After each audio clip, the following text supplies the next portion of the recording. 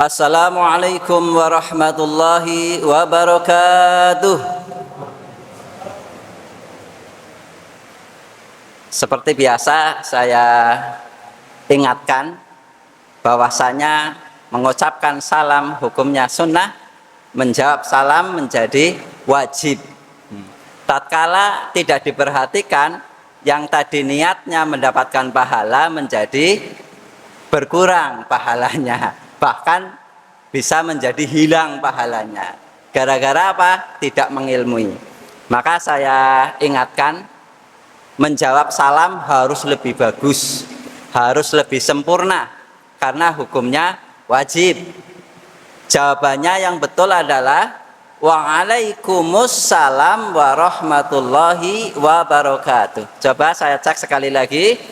Assalamualaikum warahmatullahi wabarakatuh.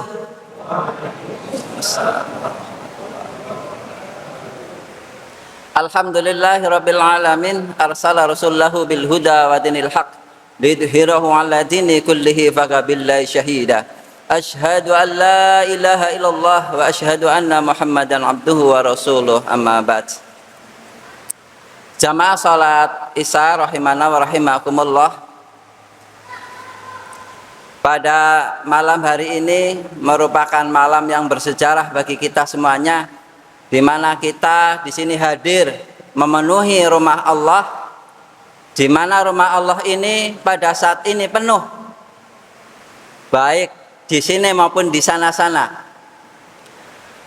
Bahkan kita sendiri meyakini bahwa rumah Allah itu tatkala di situ diisi dengan kajian-kajian, membaca Al-Quran, berzikir, maka Allah memerintahkan kepada malaikat supaya memenuhi semua ruangan yang ada di situ.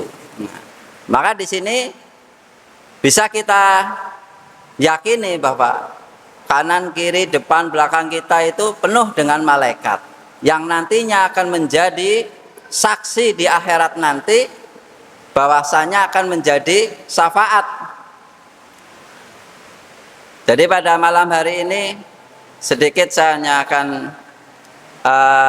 membahas tentang 3 hal penting yang harus diperhatikan dalam menyambut bulan suci Ramadan.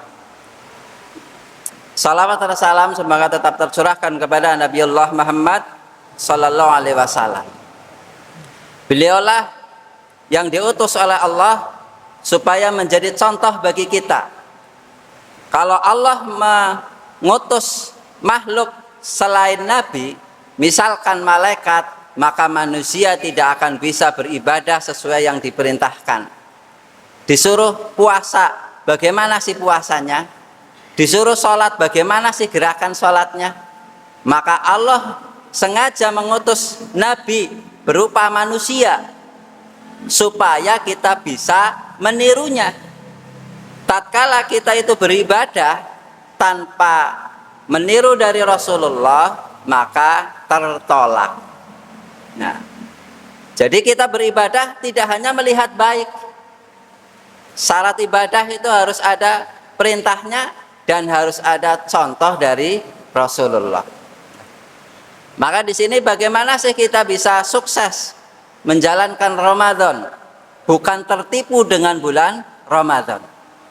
Kebanyakan manusia itu tertipu dengan bulan Ramadan. Terbukti nanti pada saat Syawal banyak sekali yang meninggalkan sholat lail atau sholat tahajud. Padahal bulan Syawal artinya meningkat. Tetapi kenapa banyak yang meninggalkan masjid atau rumah Allah? Nah, ini bukti. Maka bagaimana agar kita tidak tertipu bulan Ramadan? Maka di sini 3 kiat sukses menggapai Ramadan dengan sesuai kurikulum yang dicontohkan oleh Rasulullah. 3, kurikulumnya cuma 3. Di bulan Ramadan, ayat surat Al-Baqarah ayat 183 menjadi terkenal. menjadi heboh, di mana-mana selalu dibacakan. Ya ayyuhalladzina amanu kutiba alaikumusiyam kama kutiba alal ladzina min qablikum la'allakum tattaqun. Untuk menjadi sukses di bulan Ramadan, salah satunya adalah agar menjadi bertakwa. Di situ ada perintah la'allakum tattaqun. Artinya kesuksesan bertakwa itu tidak akan didapat kalau tidak sungguh-sungguh. Jadi kalimat la'allakum itu artinya harus sungguh-sungguh. Agar mendapatkan takwanya itu tidak bisa dengan santai-santai, nanti saja, nggak bisa. Harus diupayakan, harus belajar. Nah, maka di sini poin pertama adalah meningkatkan sholatnya. Arti meningkat di sini berarti perintah sesuatu yang sudah dikerjakan, tetapi belum meningkat. Maka arti ditingkatkan sholatnya itu artinya kita harus menambah sholat-sholat di luar sholat fardu. Karena sholat fardu udah paten, nggak bisa ditolerin, apalagi laki-laki. Laki-laki nggak ada uzur tentang sholat, walaupun sudah terbujur, ya, sudah tidak bisa berdiri, terbaring di rumah sakit, tapi masih diinfus, sudah dengan oksigen, tetap perintah sholat wajib. Berbeda dengan perempuan. Perempuan itu tiap bulan ada jatahnya, libur. Bahkan kalau sholat jadi berdosa. Jadi kalau laki-laki nggak ada. Karena laki-laki itu memang diutus sebagai khalifah, menjadi pemimpin, baik bagi dirinya maupun bagi perempuan. Nah, maka jadi laki-laki itu harus bisa lebih kuat dibandingkan perempuan. Nah, di sini meningkatkan sholatnya yang harus diwaspadai, harus diperhatikan, dan kita mewajibkan diri. Bukan artinya wajib, kita mewajibkan diri untuk melaksanakan, jangan sampai meninggalkan sholat rawatib, sholat yang mengiringi sholat fardu. Di situ diperintahkan seandainya tidak memberatkan umatnya akan diwajibkan. Maka di sini harus digarisbawahi, seandainya tidak memberatkan akan diwajibkan. Artinya dulu pertama sudah diwajibkan, tetapi karena tahu betul umatnya Nabi Muhammad SAW ini akan keberatan menjalankan sholat fardu lebih dari 5 waktu. Maka rawatib bagi seorang yang beriman harus sungguh-sungguh 2 rakaat sebelum subuh. Terus ditambah 4 rakaat sebelum duhur, 2 rakaat setelah duhur, 2 rakaat setelah maghrib, dan 2 rakaat setelah isya. Karena ini di bulan Ramadan harus meningkat, ditambah sholat yang diutamakan. Salah satunya, kalau tadi 2 rakaat sebelum subuh, sekarang 2 rakaat 1,5 jam setelah subuh. Terkenal dengan sholat sunnah suruk, atau bisa dikatakan sholat duha di awal waktu. Kenapa kok 2 rakaat? Padahal pahalanya di sana diterangkan bagaikan haji dan umroh. Tetapi kok kenapa 2 bukan 8, bukan 12? Nah, karena apa? Waktunya panjang, ada syarat dan rukunnya. Sehabis sholat subuh tidak kemana-mana, duduk di tempat, apakah itu baca Al-Quran atau zikir atau ngaji. Nah, mengikuti kajian seperti ini. Nah, setelah 1,5 jam kemudian berdiri sholat suruk atau sholat duha di awal waktu. Ini seperti sholat Jumat. Kenapa sholat Jumat 2 rakaat tidak 4, padahal kalau sholat duhur 4 rakaat? Karena waktunya lebih panjang, harus mengikuti khutbah dulu, maka sholatnya jadi 2. Seperti ini sholat duha di awal waktu, pahalanya besar. Kenapa cuma 2? Karena di sini ada syarat dan rukunnya. Habis subuh tidak pergi. Nah, kalau habis subuh pergi, maka nanti sholat duhanya di tengah waktu. dilakukan 2 rakaat atau 4 rakaat. Di sana digambarkan pahalanya seperti anggota tubuh. Sedekah dengan anggota tubuh sejumlah 360. Jika satu persendian dinilai disuruh sedekah 1.000 rupiah, maka di pagi hari itu kita diperintahkan untuk bersedekah sebesar 360.000.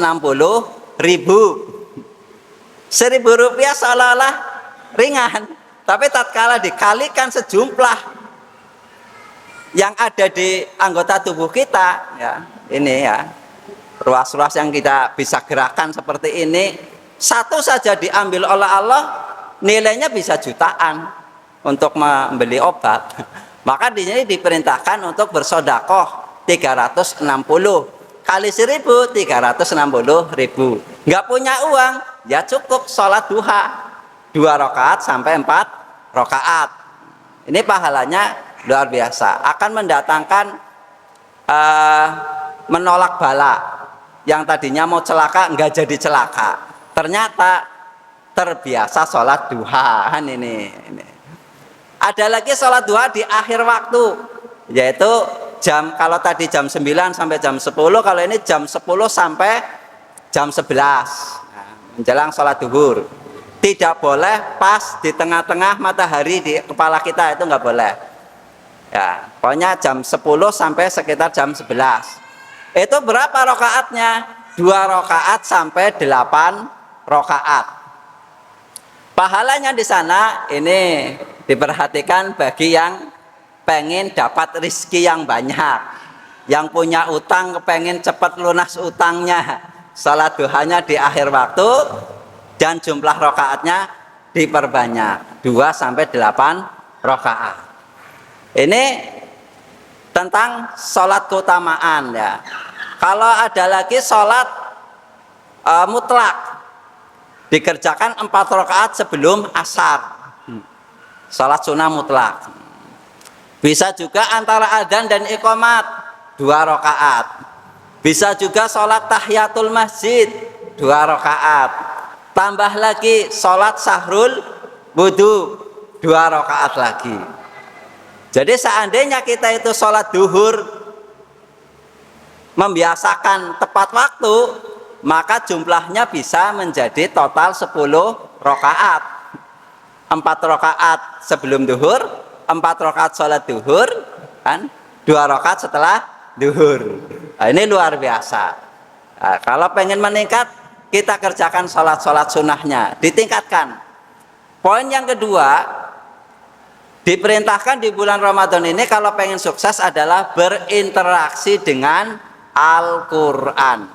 Perlu diingat, tatkala kita itu malas membaca Al-Quran, bukan berarti kita itu nggak bisa membaca Al-Quran, tapi ternyata Al-Quran tidak mau dibaca oleh kita. Ada apa kalau kita itu malas membaca Al-Quran? Jangan-jangan banyak dosa. Jangan-jangan kita itu tidak pernah belajar Al-Quran. Padahal keutamanya luar biasa. Jika kita itu mau menghitung pahala Al-Quran di bulan Ramadan, kita membaca, yang namanya membaca itu tidak membatin, harus dilafadzkan. Hanya mengucapkan Bismillahirrahmanirrahim dalam keadaan tidak berwudu, itu saja sudah mendapatkan pahala 19.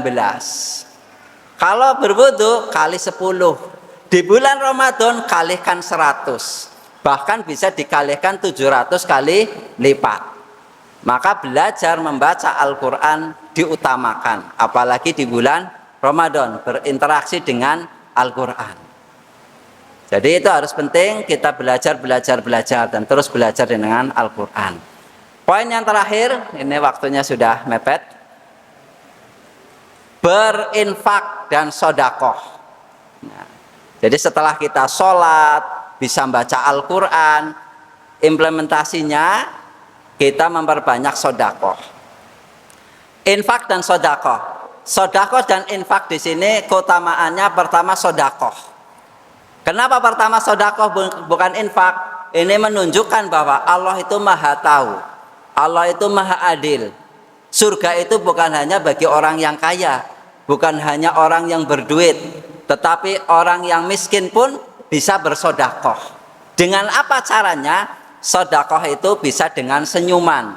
Ketemu orang, senyum, mengucapkan salam, salaman, luar biasa. Pahalanya luar biasa. Kita datang ke masjid ke sini, sandalnya melihat, kita sendiri lihat ada sandal berjauhan, padahal kita tahu ini adalah pasangannya. Kita dekatkan satu pasang yang tadinya menghadap ke masjid, diarahkan menghadap ke depan, sehingga tatkala jamaah mau keluar tinggal jalan saja masuk sandalnya.